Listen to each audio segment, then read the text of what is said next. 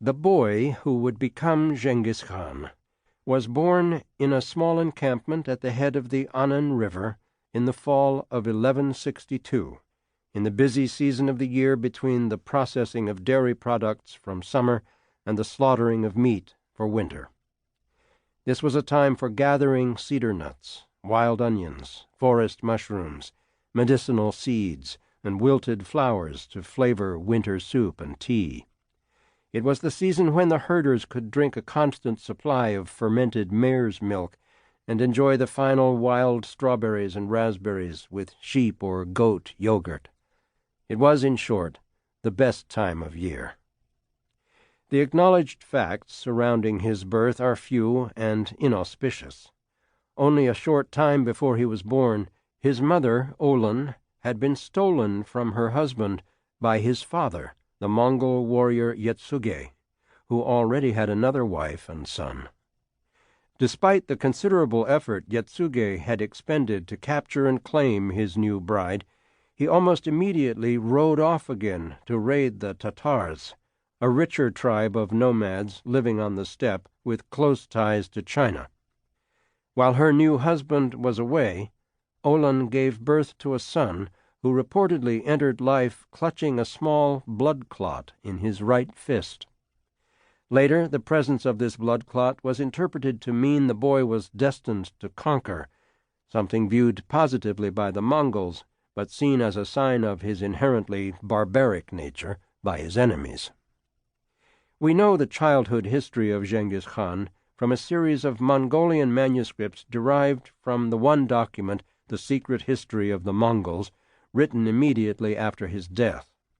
It contains a genealogy and myths about the origin of his family, and combines the collected memories of eyewitnesses and participants in the key events of his life, often recalling the exact words of conversations.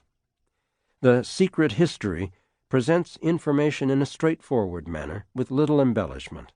Later works added decorative flourishes to the story. Because any story worth telling is worth improving, the simple facts about the birth came to be embroidered with the passage of time. In some versions, the blood clot became a sacred stone, a jade seal, or a precious gem.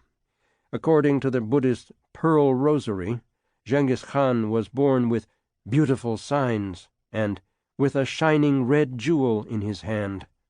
On the same day a rainbow appeared in the sky. When Yetsuge returned from his campaign against the Tatars, he named his new son Temujin after one of the warriors he had killed. The name meant Iron Man. Yetsuge had built a reputation as a warrior willing to take chances, and he expected as much of his son. Although he was descended from a lineage of tribal khans, he himself had not been chosen as a khan. He owned some animals, but the Secret History portrays him as a hunter and warrior more than a herder. The little that is recorded about Temujin's relationship with his father is disturbing. In a society of nomadic warriors, fathers were frequently away when their children were born, but Yetsuge's absence may not have been entirely accidental. The problem seems to have stemmed from a question of paternity. Who was Temujin's actual father? According to one 18th-century Mongolian manuscript, Olin was pregnant when she was kidnapped, thus making her first husband Chiledu of the Merkid, his biological father. Later manuscripts, especially those written by Buddhists, gave no father's name or endowed him with supernatural origins, presenting him as the reincarnation of a Buddhist deity, but few in his clan thought of him so highly. Mongol society valued social paternity over biological ties. If a man accepted a child as his own, he would be taken as such by the tribe. Several times in Yetsuge's ancestry, the biological line of paternity had clearly been broken, but the child had nevertheless become a full member of the lineage and clan.